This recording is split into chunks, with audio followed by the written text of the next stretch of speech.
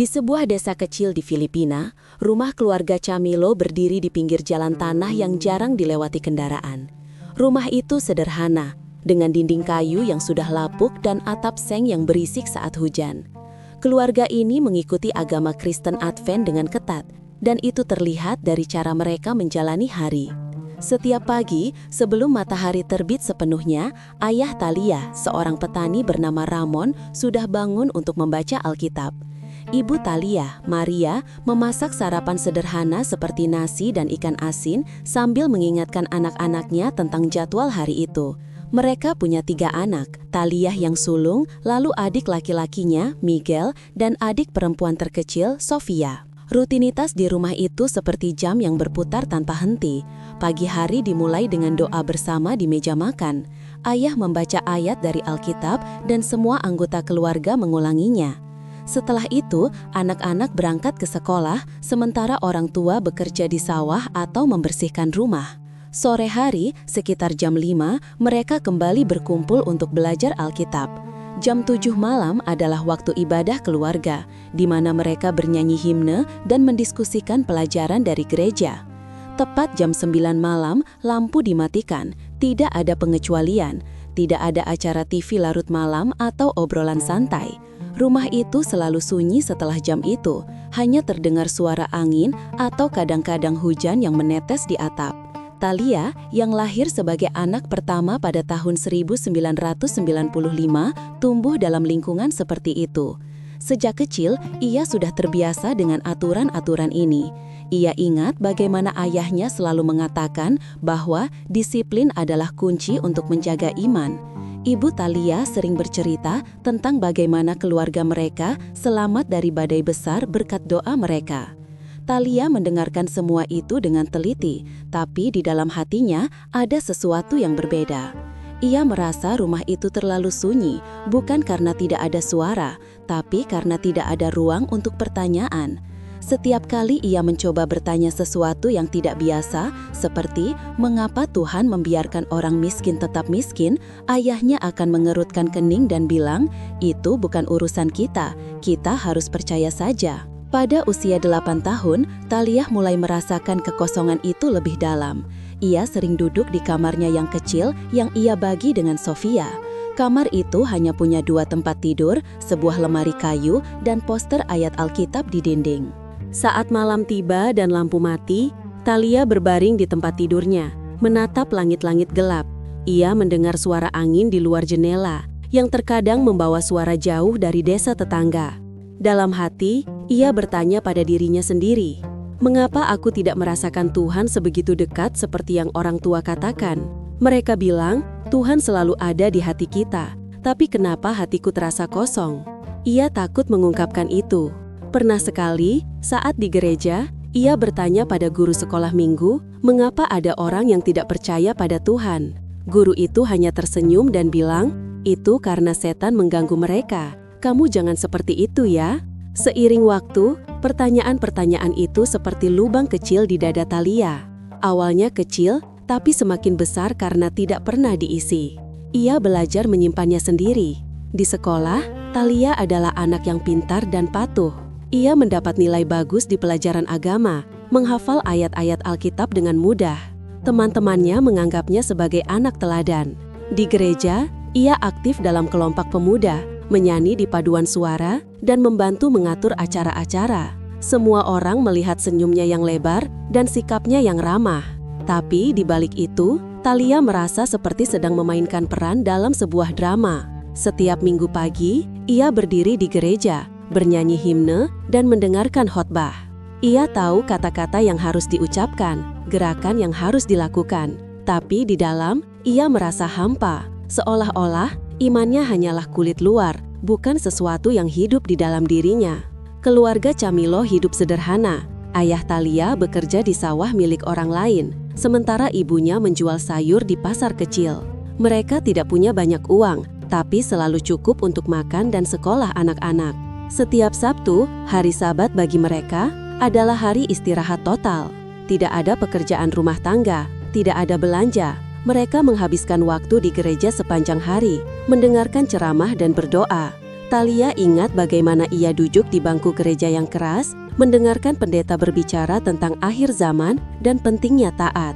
Ia mencoba fokus, tapi pikirannya sering melayang. Mengapa Tuhan terasa jauh? Apakah aku yang salah? Pertanyaan itu membuatnya gelisah, tapi ia tidak berani membicarakannya. Pernah ia mencoba berbicara dengan Miguel, adiknya yang lebih santai. Tapi Miguel hanya tertawa dan bilang, "Itu biasa. Kamu terlalu banyak mikir, Kak," katanya. Thalia akhirnya diam saja. Tahun-tahun berlalu dan Thalia masuk remaja. Pada usia 15 tahun, ia mulai membantu ibunya di pasar setelah sekolah. Di sana, ia melihat dunia yang lebih luas. Ada orang-orang dari desa lain dengan agama berbeda. Kadang ia mendengar suara azan dari masjid kecil di ujung desa, meskipun keluarganya jarang membahas itu. Ayah Thalia pernah bilang bahwa agama lain adalah jebakan setan dan mereka harus menjauhinya. Thalia mengangguk setuju di depan, tapi di dalam ia penasaran.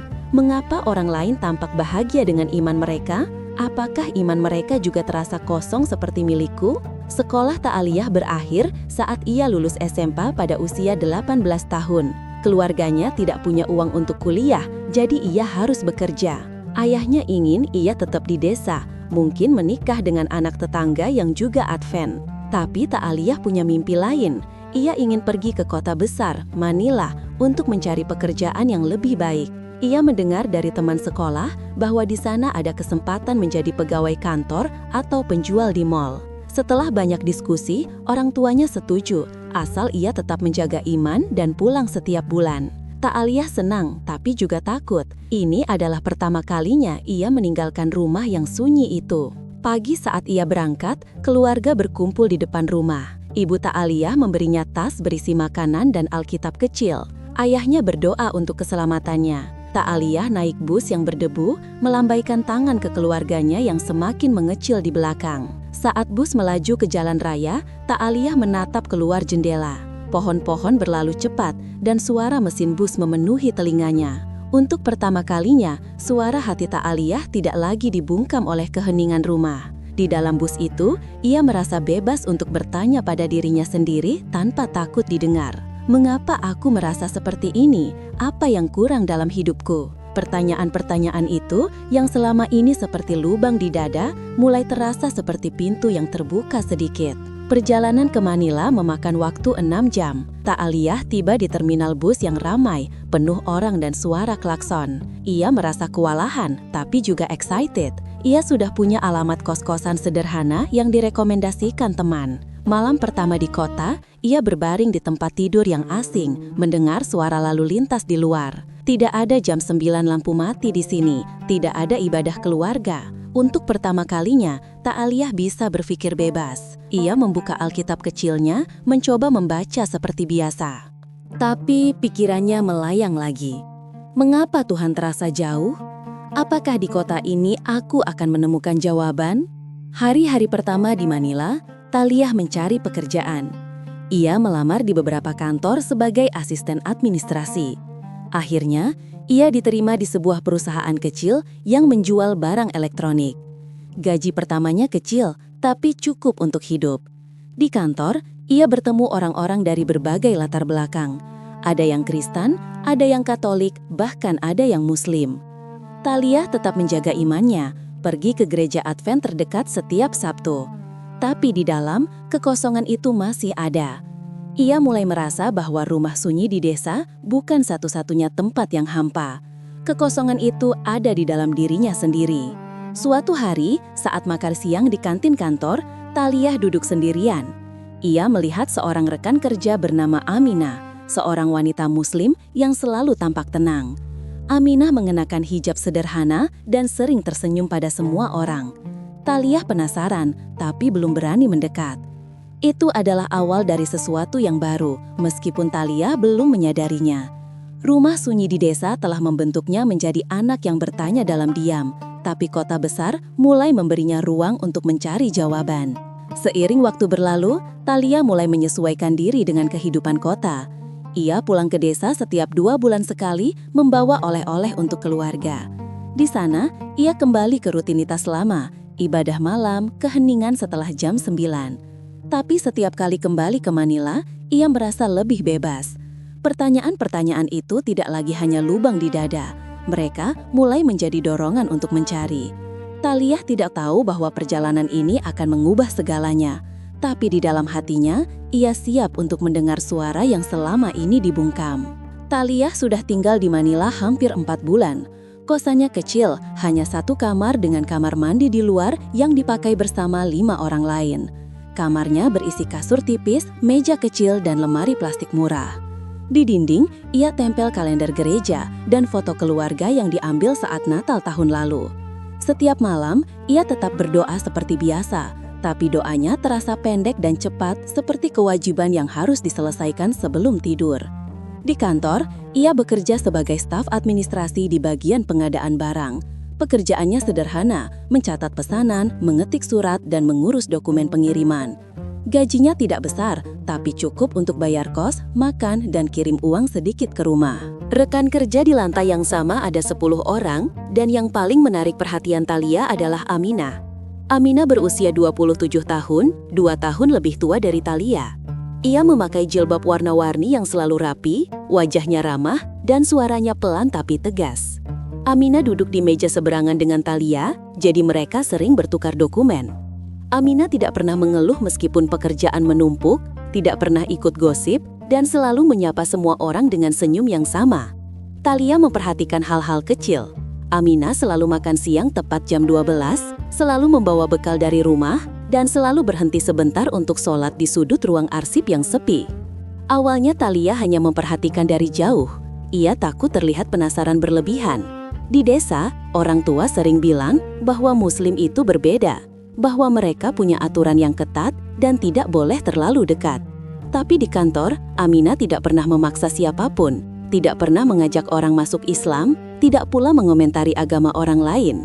Ia hanya melakukan tugasnya dengan baik dan tetap tenang di tengah kekacauan.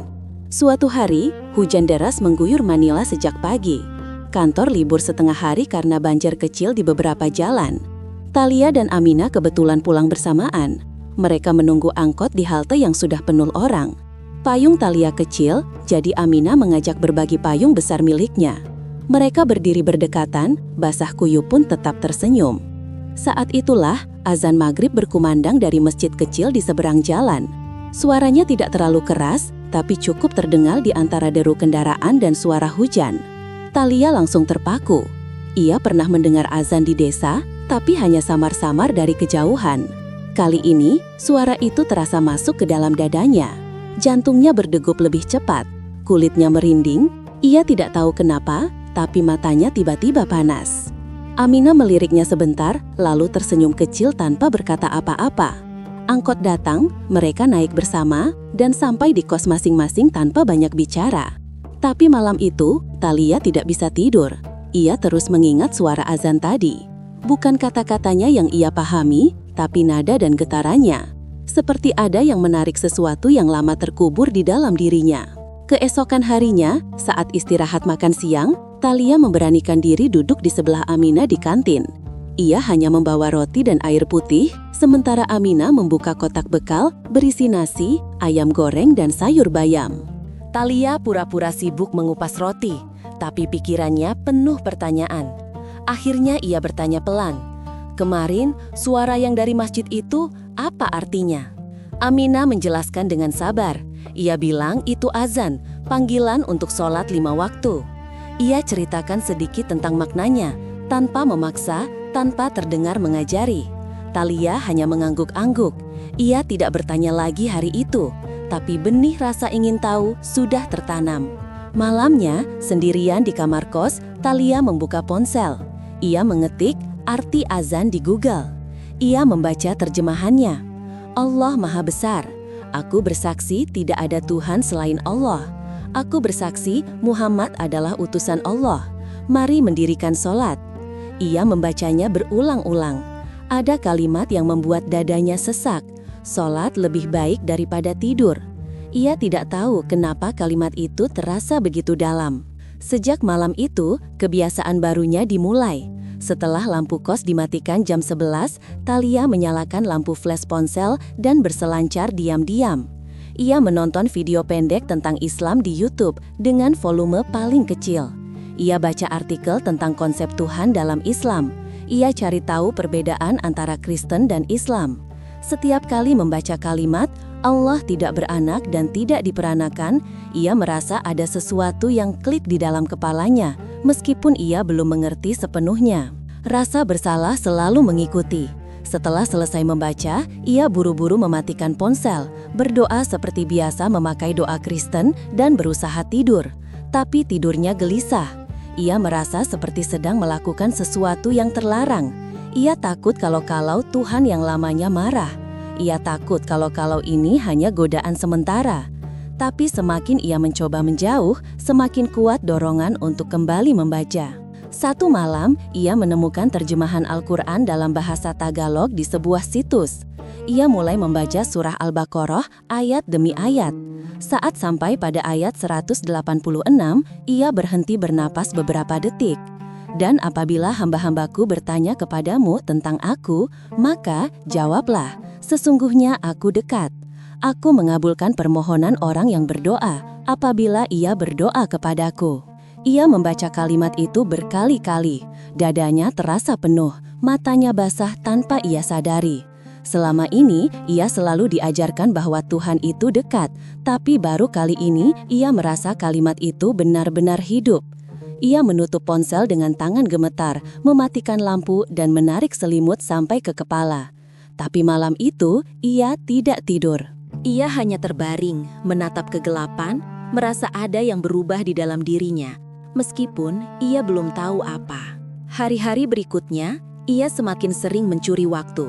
Saat makan siang, ia pura-pura ke toilet, padahal menyelinap ke tangga darurat untuk membaca beberapa ayat. Di kos, ia menunggu teman sekamar tidur sebelum menyalakan ponsel lagi. Ia mulai menyimpan screenshot ayat-ayat yang membuatnya terharu. Ia bahkan membuat folder khusus di galeri dengan nama catatan kerja, supaya tidak dicurigai. Aminah tetap menjadi teman kerja biasa. Ia tidak pernah bertanya apa yang Taliyah lakukan di ponselnya, tidak pernah mengomentari saat Taliyah mulai sering melamun. Tapi suatu kali, saat mereka lembur berdua, Aminah melihat Taliyah menatap layar ponsel dengan mata berkaca-kaca. Aminah hanya tersenyum kecil dan kembali bekerja. Taliyah malu, buru-buru mengunci ponsel.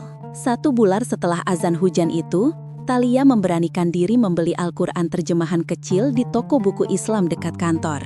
Ia membungkusnya dengan kertas coklat polos dan menyembunyikannya di dalam tas. Di kos, ia menyimpannya di bawah kasur, di antara pakaian dalam, tempat paling aman yang ia pikirkan. Setiap kali mau membaca, ia menunggu teman sekamar keluar atau tidur pulas. Ia membaca di kamar mandi dengan lampu kecil, duduk di lantai dingin, kadang sampai larut malam. Semakin banyak ia baca, semakin besar rasa campur aduk di hatinya. Ada damai yang aneh, ada takut yang semakin kuat, dan ada rasa bersalah yang tidak pernah hilang. Ia mulai membayangkan apa yang akan terjadi kalau keluarganya tahu. Ia membayangkan wajah ibunya yang kecewa, wajah ayahnya yang marah. Ia membayangkan mereka tidak lagi menganggapnya anak. Tapi, ia tidak bisa berhenti. Setiap kali azan berkumandang dari masjid kecil, pagi, siang, sore, malam, ia selalu berhenti sejenak, dimanapun ia berada. Di kantor, di jalan, di angkot. Ia diam mendengarkan, dada bergetar, mata panas. Suara itu bukan lagi suara biasa. Suara itu seperti panggilan yang sudah lama menunggunya. Dan di dalam dirinya, sudah mulai terbakar pelan-pelan. Api kecil yang belum terlihat orang lain, tapi sudah cukup panas untuk membuatnya tidak bisa tidur nyenyak lagi.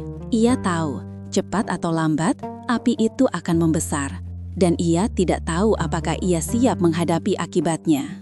Taliyah sudah hampir setahun tinggal di Manila. Kosannya masih sama, tapi sekarang ada satu sudut kecil di bawah kasur yang jadi tempat paling berharga baginya. Di sana tersimpan Al-Quran kecil berwarna hijau tua, dibungkus kain lap bekas agar tidak berdebu. Setiap malam, setelah teman sekamarnya, Lisa dan Gina, sudah mendengkur, Taliyah mengeluarkan buku itu dengan hati-hati. Ia masuk ke kamar mandi, mengunci pintu dari dalam, menyalakan lampu neon yang terang benderang, lalu duduk bersila di lantai keramik yang dingin. Ia membaca pelan-pelan, bibirnya bergerak tanpa suara. Kadang ia berhenti di satu ayat, membacanya berkali-kali sampai terasa masuk ke dalam tulang. Kadang ia menangis tanpa suara, air mata jatuh ke halaman buku, tapi ia cepat-cepat mengelapnya dengan ujung baju tidur. Ia takut meninggalkan bekas, ia takut ketahuan. Pagi hari, ia tetap jadi Thalia yang sama di kantor. Rapi, cepat kerja, jarang bicara hal pribadi. Ia masih pakai rok selutut dan kemeja lengan panjang warna pastel seperti biasa. Tidak ada yang curiga. Hanya Aminah yang kadang meliriknya lebih lama dari biasanya. Tapi Aminah tidak pernah bertanya apa-apa. Thalia bersyukur untuk itu. Rahasianya semakin berat dibawa. Setiap kali pulang ke desa, ia harus berpura-pura semuanya biasa saja. Ia masih ikut ibadah keluarga, masih bernyanyi himne, masih duduk di bangku gereja setiap Sabtu. Tapi setiap kali pendeta bicara tentang satu-satunya jalan keselamatan, dadanya terasa sesak. Ia menunduk dalam-dalam, takut orang lain bisa membaca pikirannya. Di kos, ia mulai menambah kebiasaan baru. Ia belajar wudhu diam-diam di kamar mandi jam 3 pagi, pakai air dari ember kecil supaya tidak terlalu berisik. Ia tidak sholat beneran, ia belum berani, tapi ia latihan gerakan hanya untuk merasakan. Kadang ia hanya duduk di sajadah tipis yang ia beli di Pasar Senen, menutup muka dengan kedua tangan dan menangis tanpa suara sampai azan subuh selesai berkumandang. Semakin dalam ia masuk, semakin besar rasa takutnya. Ia takut ini semua hanya perasaan sesaat. Ia takut besok-besok ia akan bosan dan kembali ke kehidupan lama. Ia takut kalau ternyata Islam tidak memberinya apa yang ia cari. Tapi setiap kali ia mencoba menjauh, hatinya sakit. Ia jadi sering sakit kepala, sering lelet makan, sering terbangun tengah malam dengan dada berdebar-debar. Satu malam, setelah membaca surah Ar-Rahman sampai habis, ia tidak bisa menahan lagi. Ia keluar dari kamar mandi dengan mata merah, lalu mendekati ranjang Aminah yang ada di kos sebelah. Kebetulan malam itu Aminah menginap karena rumahnya banjir. Thalia membangunkan Aminah pelan, suaranya bergetar. Ia hanya bilang satu kalimat, "Aku ingin tahu lebih dalam tentang Islam." Aminah tidak kaget. Ia hanya mengangguk, lalu memeluk Thalia sebentar tanpa banyak kata. Besoknya, Aminah memberi Thalia buku kecil berjudul Islam Itu Indah, dan beberapa lembar kertas berisi doa-doa pendek dalam bahasa Arab beserta artinya. Thalia menyimpan semua itu di dalam kotak sepatu lama di bawah ranjang. Hari-hari berikutnya terasa lebih ringan. Aminah mengajak Thalia sholat berjamaah di musola kecil kantor saat jam istirahat. Thalia masih hanya duduk di belakang, memperhatikan, tapi hatinya tenang. Aminah juga mengajaknya ke pengajian kecil di rumah ustazah dekat stasiun kereta. Thalia datang 2 kali, memakai kerudung pinjaman dari Aminah, duduk di paling belakang, dan mendengarkan tanpa banyak bicara. Tapi rahasia sebesar itu tidak bisa disembunyikan selamanya. Malam itu adalah malam Jumat. Thalia baru pulang lembur, capek sekali. Ia lupa menutup laci meja kosnya dengan rapat. Al-Quran kecilnya tergeletak begitu saja di atas tumpukan pakaian dalam. Lisa, teman sekamar yang paling usil, kebetulan masuk kamar untuk pinjam sabun colek. Lisa melihat buku hijau itu, mengambilnya, membuka satu halaman, lalu terbelalak. Lia, ini apa? Kok tulisannya Arab semua?" Thalia yang baru masuk kamar langsung membeku di pintu. Wajahnya langsung pucat. Ia buru-buru merebut buku itu dari tangan Lisa dan memasukkannya ke dalam tas. Lisa tidak marah, hanya bingung dan penasaran. "Kamu lagi belajar Arab ya? Keren banget. Tapi kok disembunyi-sembunyi?" Thalia hanya tersenyum kaku, bilang itu cuma buku teman. Tapi Lisa bukan orang bodoh. 2 hari kemudian, saat Thalia sedang mandi, Lisa mengirim foto sampul Al-Quran itu ke grup keluarga Camilo di Facebook Messenger. Ia menulis, "Lia punya buku gini nih, lucu banget tulisannya." Pesan itu sampai ke ibunya Thalia dalam hitungan menit. Malam itu juga ponsel Thalia berdering terus, nomor ibunya. Thalia tidak berani angkat. Lalu muncul pesan panjang dari ibunya. "Thalia Hajra Camilo, ibu baru lihat foto dari Lisa. Itu buku apa? Jangan bilang kamu lagi dekat-dekat sama agama lain. Ibu sama bapak kecewa banget kalau kamu lupa akar kamu. Besok kamu pulang. Kita bicara baik-baik." Thalia duduk di lantai kamar mandi, memeluk lutut, menangis tanpa suara sampai air matanya habis. Ia tidak tidur malam itu. Ia hanya duduk di sudut kamar, memandang Al-Quran yang sudah ia keluarkan lagi, seperti takut buku itu akan lenyap kalau ia lepas pandangan. Pagi harinya, ia tetap masuk kerja, karena takut dicurigai kalau bolos. Sepanjang hari ia seperti zombie. Aminah tahu ada yang salah, tapi Thalia hanya bilang keluarganya lagi ada masalah kecil. Sore hari ayahnya menelpon. Suaranya dingin dan tegas. "Minggu ini kamu pulang, tidak ada alasan." Thalia tahu tidak ada jalan keluar. Ia membeli tiket bus untuk Sabtu pagi. Malam sebelum berangkat, ia tidak tidur lagi. Ia membungkus Al-Quran dengan plastik, lalu memasukkannya ke dalam tas paling dalam. Ia juga membawa buku-buku kecil dari Aminah. Ia takut barang-barang itu disita, tapi ia lebih takut lagi kalau harus meninggalkannya. Di dalam bus menuju kampung, Thalia duduk di dekat jendela. Ia memandang kota Manila yang perlahan menjauh. Dadanya sesak. Ia tahu, begitu sampai rumah, rahasia yang selama ini ia jaga dengan susah payah akan terbuka lebar. Api kecil yang selama ini hanya menyala di dalam hatinya, sekarang sudah mulai membakar segalanya. Ia tidak tahu apakah ia akan selamat dari kebakaran itu. Bus berhenti di terminal kecil dekat pasar desa pukul 3 sore. Thalia turun dengan tas punggung yang sama seperti saat ia pergi dulu, tapi kali ini terasa jauh lebih berat. Udara panas dan berdebu, bau tanah kering bercampur asap knalpot. Ia berjalan kaki 15 menit ke rumah. Sepanjang jalan ia terus menunduk, takut bertemu tetangga yang akan bertanya macam-macam. Rumah keluarga Camilo tampak sama seperti setahun lalu. Cat dinding sudah sedikit mengelupas, halaman kecil bersih karena ibunya selalu menyapu 2 kali sehari, ayam-ayam berkeliaran di bawah pohon mangga. Tapi begitu Thalia membuka gerbang besi yang berderit, suasana langsung berbeda. Tidak ada senyum ibunya yang biasa, tidak ada pelukan hangat. Hanya tatapan kaku dari ayahnya yang duduk di kursi kayu depan pintu, dan ibunya yang berdiri di ambang pintu dengan tangan disilang di dada. Thalia masuk tanpa bicara. Ia langsung ke kamar lamanya yang masih ia pakai kalau pulang. Ia meletakkan tas di sudut, lalu duduk di pinggir ranjang. Tidak sampai 5 menit, ayahnya memanggil dengan suara yang tidak keras tapi tegas. Ia keluar, melihat seluruh keluarga sudah berkumpul di ruang tamu yang sempit. Ayah, ibu, Miguel, Sofia, bahkan Tante Rosa, kakak ibunya, yang tinggal 2 rumah dari situ. Mereka duduk melingkar. Thalia dibiarkan berdiri di tengah seperti terdakwa.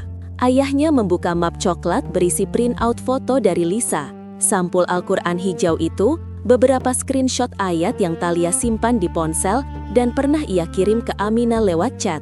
Bahkan foto Thalia memakai kerudung pinjaman saat ke pengajian. Entah bagaimana Lisa dapat foto itu. Semua bukti sudah tercetak rapi. Pertanyaan pertama datang dari ibunya. Suaranya bergetar antara marah dan takut. Ia tanya apakah benar Thalia sudah mulai meninggalkan agama keluarga. Thalia hanya menunduk, tidak bisa menjawab. Lalu ayahnya bicara panjang tentang bagaimana keluarga mereka sudah 7 generasi mengikuti Advent, bagaimana nenek buyutnya dulu hampir mati karena mempertahankan hari Sabat, bagaimana mereka semua bangga punya anak sulung yang pintar dan taat. Sekarang semuanya seperti diinjak-injak. Thalia mencoba menjelaskan bahwa ia hanya mencari, bahwa ia tidak bermaksud menyakiti siapapun, bahwa hatinya kosong selama bertahun-tahun. Tapi setiap kali ia membuka mulut, suaranya langsung ditutup oleh suara orang lain. Miguel, adiknya yang biasanya cuek, ikut bicara dengan nada tinggi bahwa Thalia sudah gila karena terpengaruh teman kantor. Sofia yang masih SMA hanya menangis di sudut. Tante Rosa paling keras. Ia bilang kalau Thalia sampai pindah agama, maka ia bukan lagi bagian keluarga. Pintu rumah ini akan ditutup untuknya selamanya. Kalimat itu seperti tamparan keras. Thalia merasa lututnya lemas. Ia memandang ibunya, berharap ada sedikit kelembutan, tapi wajah ibunya sudah keras seperti batu. Malam itu berlangsung sangat lama. Mereka bicara sampai jam 11, jauh melewati jam lampu mati biasanya. Lampu ruang tamu tetap menyala, membuat wajah semua orang terlihat kuning pucat. Puncaknya adalah saat ayahnya mengeluarkan Al-Quran kecil yang Thalia sembunyikan di tas. Entah bagaimana mereka sudah menggeledah tasnya saat ia ke toilet tadi. Ayahnya memegang buku itu dengan 2 jari, seolah barang kotor, lalu meletakkannya di atas meja.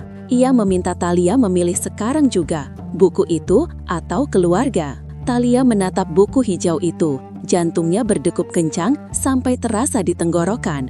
Ia ingin mengambilnya, tapi tangannya gemetar.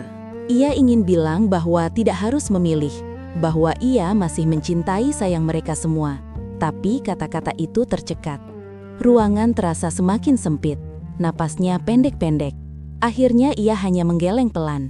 Ia tidak mengambil buku itu, tapi ia juga tidak bilang akan membuangnya. Ayahnya menganggap itu sebagai penolakan. Ia memasukkan Al-Quran ke dalam kantong plastik hitam, lalu membawanya keluar rumah. Thalia mendengar suara plastik itu dibakar di halaman belakang. Bau kertas terbakar menyelinap masuk ke dalam rumah. Malam itu Thalia tidur di kamar lamanya, tapi rasanya seperti tidur di rumah orang lain. Ia meringkup di ranjang kecil, memeluk bantal, menangis tanpa suara sampai pagi. Ia tidak tidur sama sekali. Pagi harinya suasana masih tegang. Sarapan berlangsung dalam diam. Tidak ada yang menegur Thalia. Ia makan 2 suap, lalu minta izin kembali ke Manila lebih cepat. Ayahnya mengantar ke terminal tanpa bicara sepatah kata pun. Di dalam mobil pick-up tua, hanya terdengar suara mesin dan derik jalan tanah. Saat tiba di terminal, ayahnya hanya bilang 1 kalimat. Kalau kamu tetap memilih jalan itu, jangan pulang lagi. Thalia turun dari mobil dengan kaki gemetar. Ia berdiri di bawah terik matahari, memandang mobil ayahnya menjauh sampai hilang di tikungan. Baru saat itu, ia menangis keras sampai orang-orang di terminal menoleh. Perjalanan kembali ke Manila terasa lebih panjang dari biasanya. Ia duduk di bangku paling belakang bus, memandang jendela kosong. Ponselnya mati karena kehabisan baterai, tapi ia juga tidak ingin menyalakannya. Ia tahu pasti ada ratusan pesan dan miss call dari keluarga. Sampai di kos pukul 9 malam, ia langsung masuk kamar, mengunci pintu dan ambruk di lantai. Ia menangis lagi, kali ini dengan suara keras sampai tenggorokan sakit. Lisa dan Gina yang mendengar hanya mengetuk pintu pelan, tapi Thalia tidak membuka.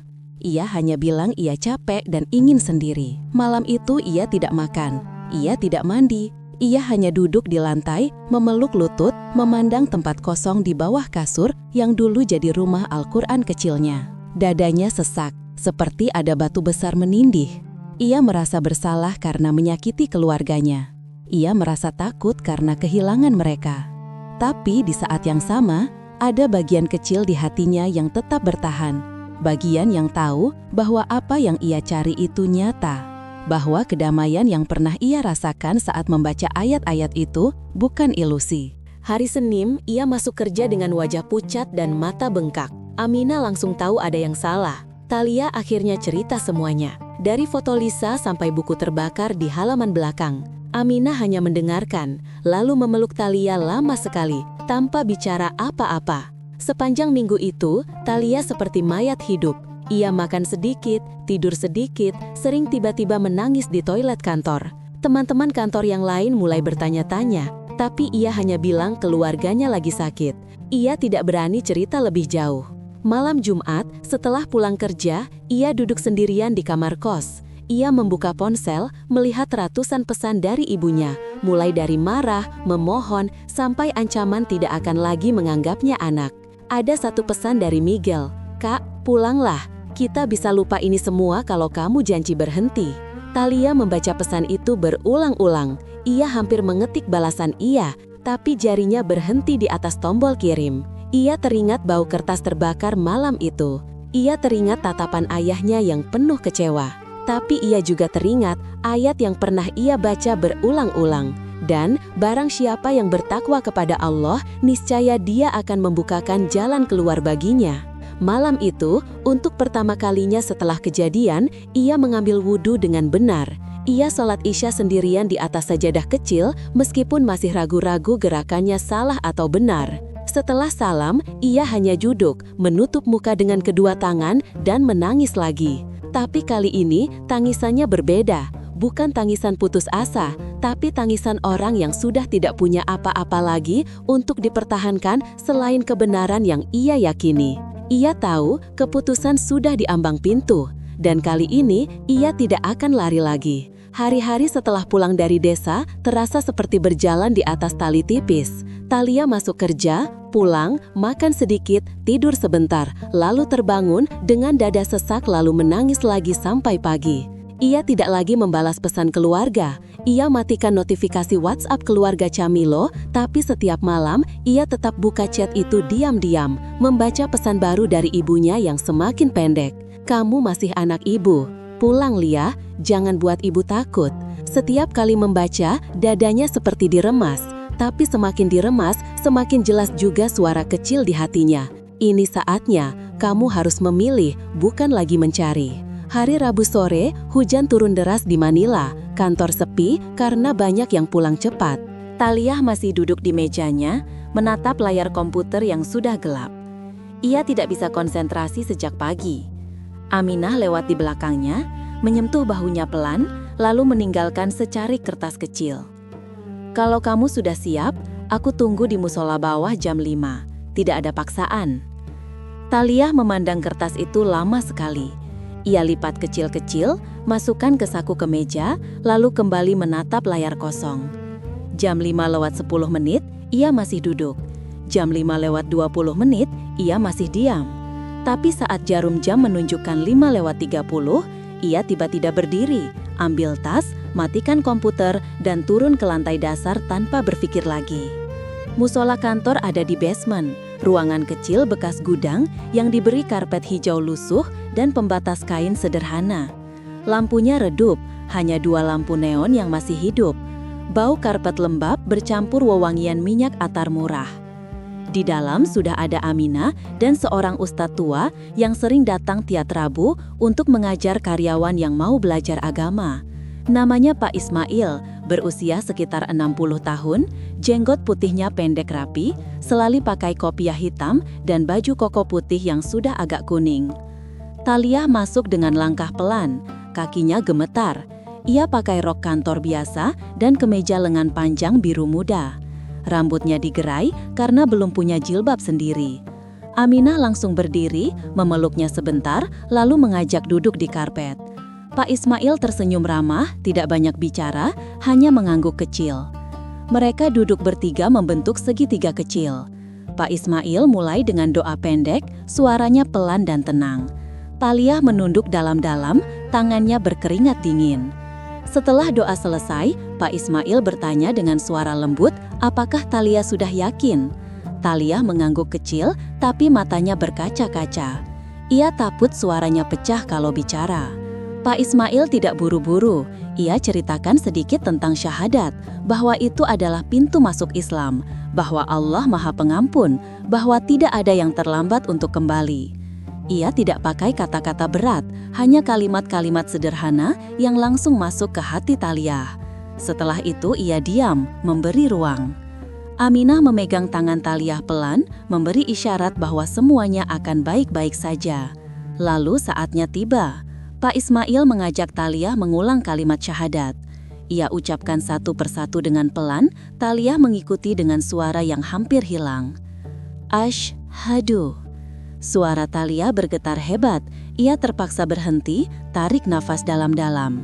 Ucap, asyhadu an la ilaha illallah. Air mata sudah mengalir deras, tapi ia teruskan.